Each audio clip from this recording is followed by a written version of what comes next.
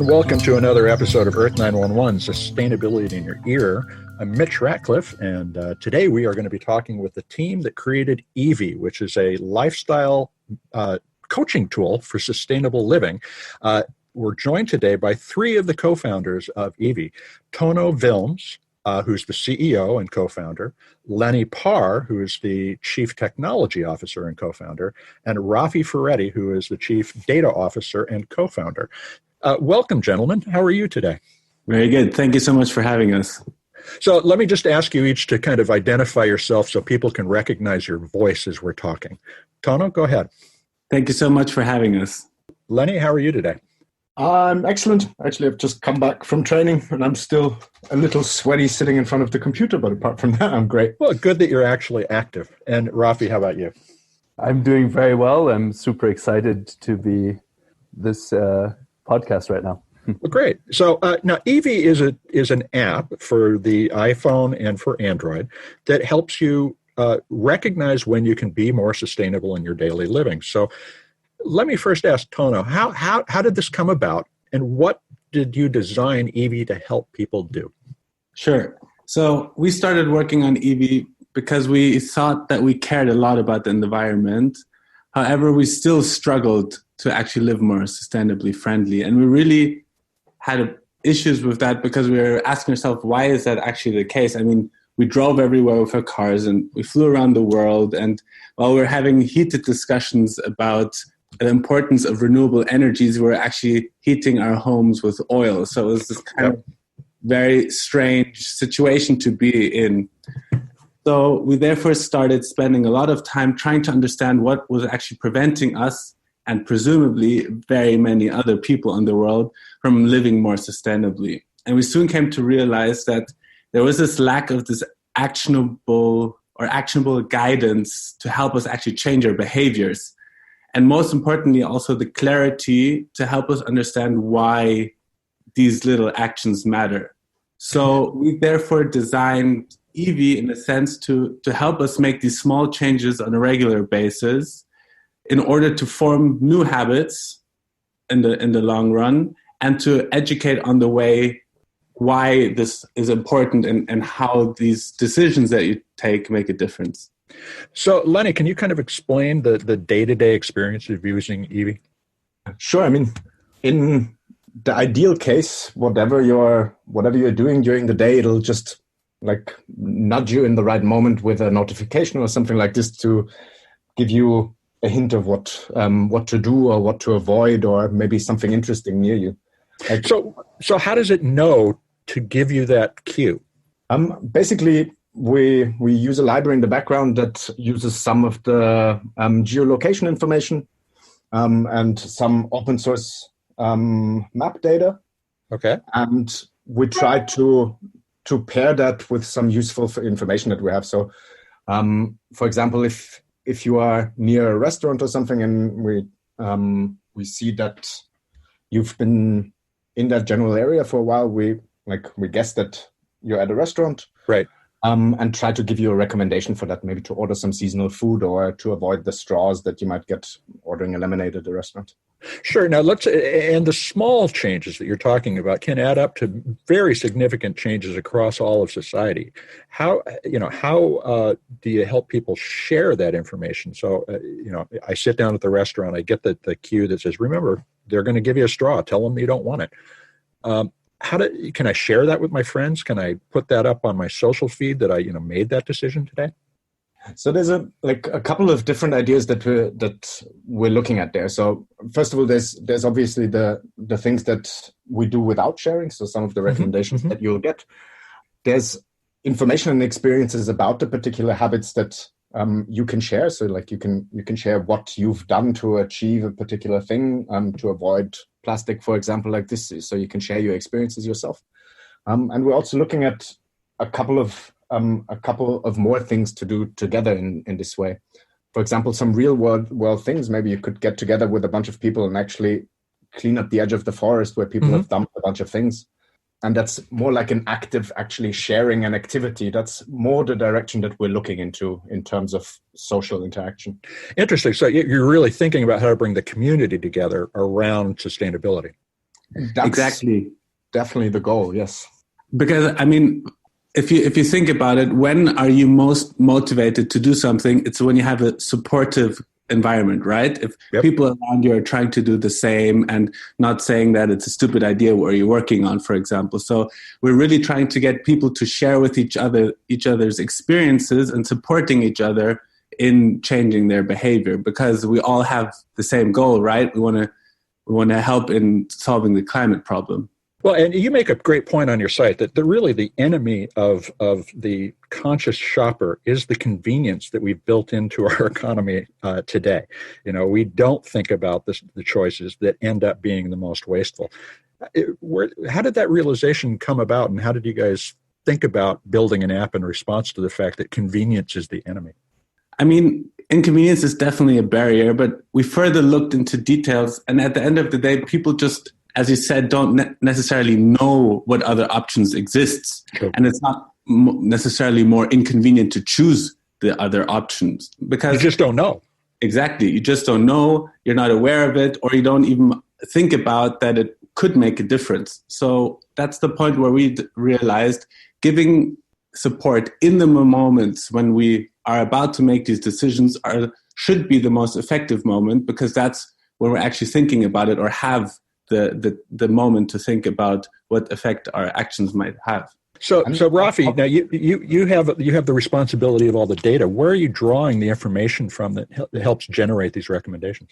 Yeah, so I mean, the two sides. There's the recommendations that we think are fit, and then we have to pair it with the information that we get from the mobile phones.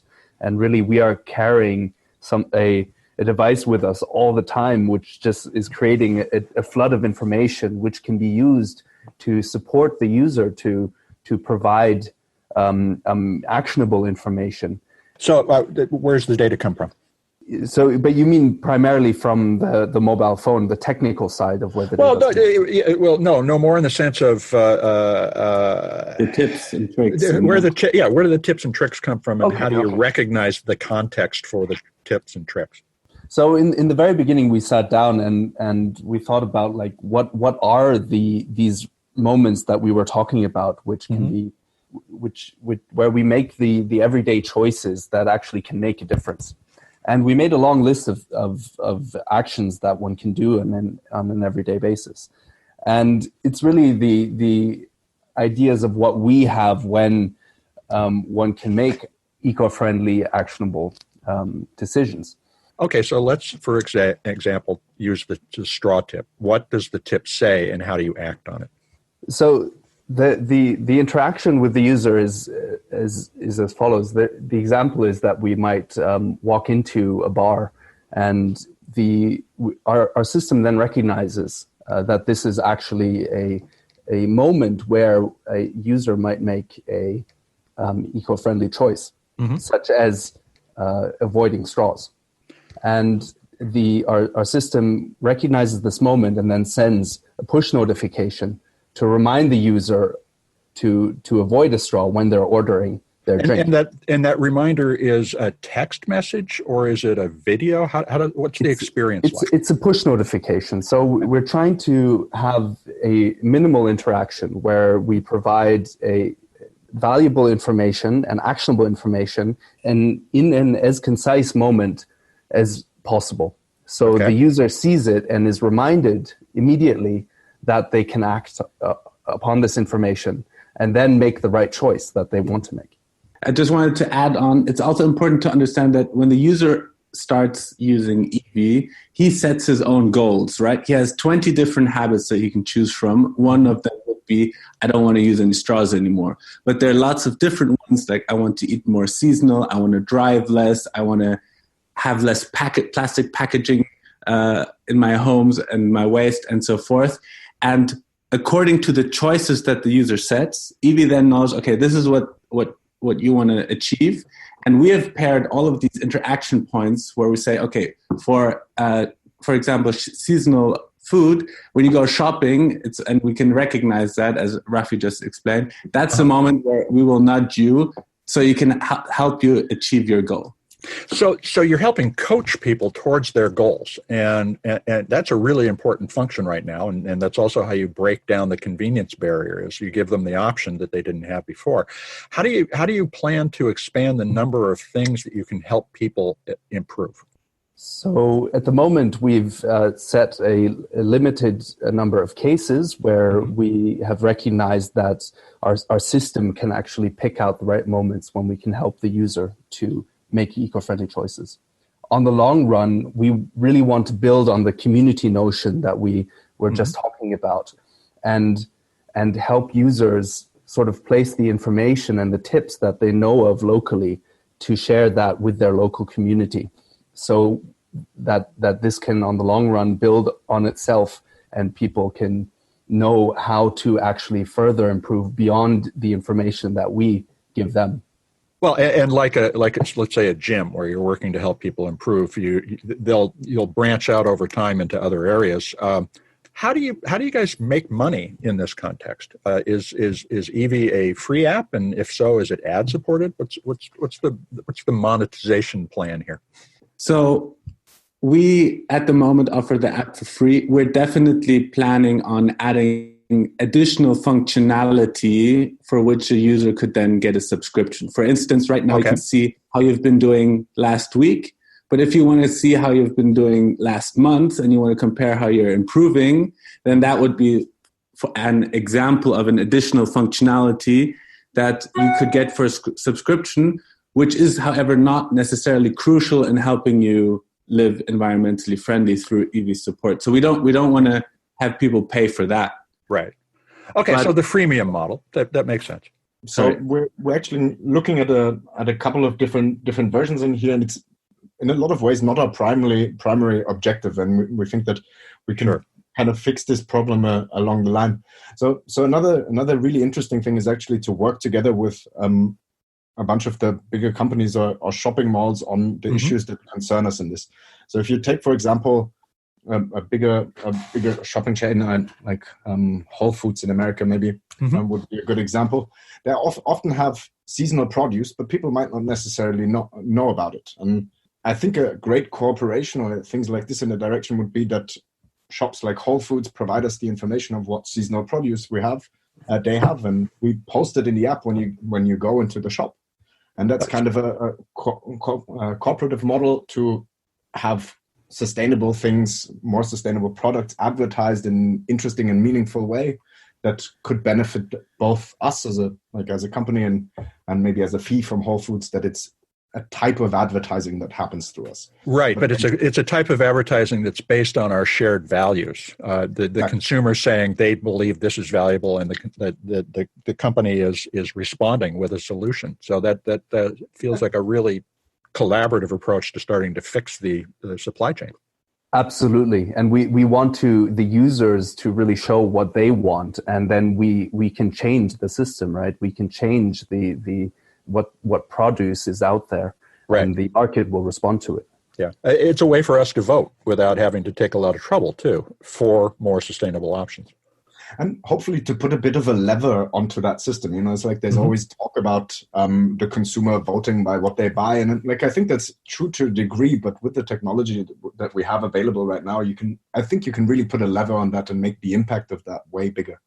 Yeah, because now people are doing it explicitly rather than it being an implicit element of their purchasing decision.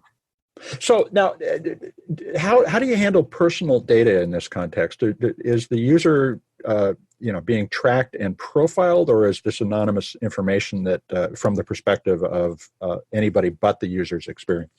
So this is, of course, a really important question, and we pay a lot of attention to being as transparent as possible, because people are concerned about it. And to be honest, I would probably be very worried about this if I started using an app like eevie.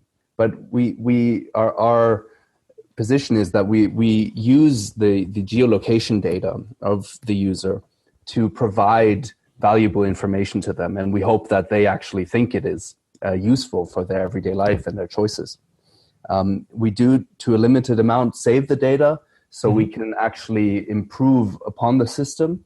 So, because we're using machine learning tools to that learn how to analyze the data better and better so that we can provide ever improving information on the long run.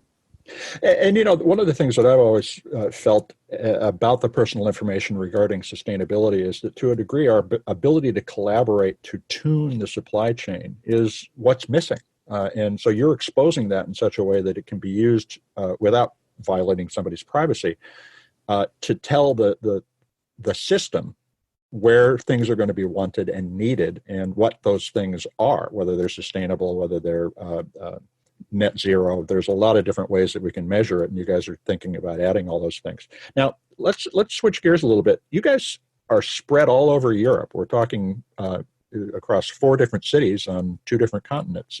How did you all come together around this idea? So we actually, Lenni and I went to high school together, which started off as the opposite thing, I think, as what a friendship is. We really, really did not like each other. To the extent where it got so bad that we said, okay, this is the boundary, we won't overstep. After that, we became best friends. And then we went to study both in Scotland. So I went to a little town called St. Andrews, and Lenni went to Edinburgh.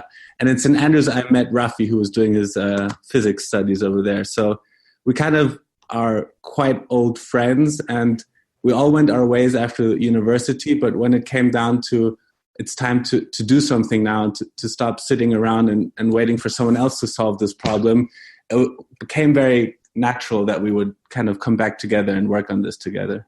And where's the name come from? Eevie. It's EEVIE, folks. What is that? What's the origin or derivation of that? Thanks for spelling it out. It's like, that's always a little bit of a tricky thing. I think it rolls over the tongue rather nicely, but the spelling is a little bit tricky. I think it was like a free association game between us in my kitchen like 1.5 years, 2 years ago, and this is kind of what stuck and what we ended up liking. Is like an association with the French vie, like life, and electronic ecological life. It's not really short for anything, but it stuck to this. Another association I have with it, which I really like, is I don't know if you know the character Eevie from V for Vendetta. She's like, sure. She seems quite weak and lost in the world at the beginning, but she ends up having a giant impact, and I've always loved the character and the name. So it's kind of what we ended up on. So, and how long have you been doing this? When did the app release? We released the app this summer. We've been working on it for much longer time. So we actually started creating like a home energy management system where we're using the battery sensor to measure the room ambient temperature to then see what kind of energy was needed to warm your room up. So It's something completely crazy. It's been a good 3 years now that we're approaching eevie, and I think around end of last year we really learned a lot, did a lot of prototypes, a lot of beta, and really came to understand what users were actually wanting and what was working. And so we zoned in on that and released it this summer, and so we're really excited about that. Great. Now let's talk about the cumulative impact of all these small changes you're suggesting. You have a stated goal on your site to help everybody achieve a 4-ton CO2 lifestyle by 2025. Can you tell us what the 4-ton CO2 lifestyle looks like? Well, it's kind of like, it's not an arbitrary goal, but it's definitely an ambitious one. It's what the EU Commission set for Europe, as far as if I remember correctly, that we should be achieving. And that means a lot of things have to change. Like we're going to have to drive less, or at least much more efficient cars. We're going to have to produce a lot less waste. Flying might be in question, but also, like, if things in the supply chain change, and if the way we produce a lot of our energy changes, and things come together a good bit more, these goals are actually pretty much in reach. Like right now, if you change a lot of your habits in the app and you live in a relatively small and efficient home, you can reach that 4-ton impact already. And if everybody did, how would that change the climate change trajectory we're on? So it would definitely, I mean, that's what the experts say, it would help us stay within 2 degree Celsius warming of the planet. So, I mean, it's obviously the calculations and the scenarios that are to be regarded, but it has a big impact if we manage to keep our cumulative emissions low. Well, that's a great and admirable goal. I hope you guys achieve it. And we're working on it too. Now, where can our listeners find and start using eevie? I mean, it's quite simple. You take out your phone, go on your preferred app store or a Google Play Store, and just type in eevie Eco Habit Tracker, 2 E's, VIE, and you'll find us right there. We're available all over the world, and we're really, really much looking forward to having lots of you guys join us so that together we can, one small step at a time, try to make a big difference. Well, we hope that you do, and you certainly should keep us up to date on everything that's going on. Folks, this has been a conversation with the founders of eevie. That's EEVIE, and they're at eevie.io on the internet. If you want to find a link to the stores, we've been talking with Tono Willms, Lenni Paar, and Raphi Ferretti. Thanks, guys, for joining us today. Thanks, Mitch. Well, folks, we'll be back with another episode of Earth911 Sustainability in Your Ear, another innovator interview soon. I'm Mitch Ratcliffe, your host. Stay tuned, and thanks very much.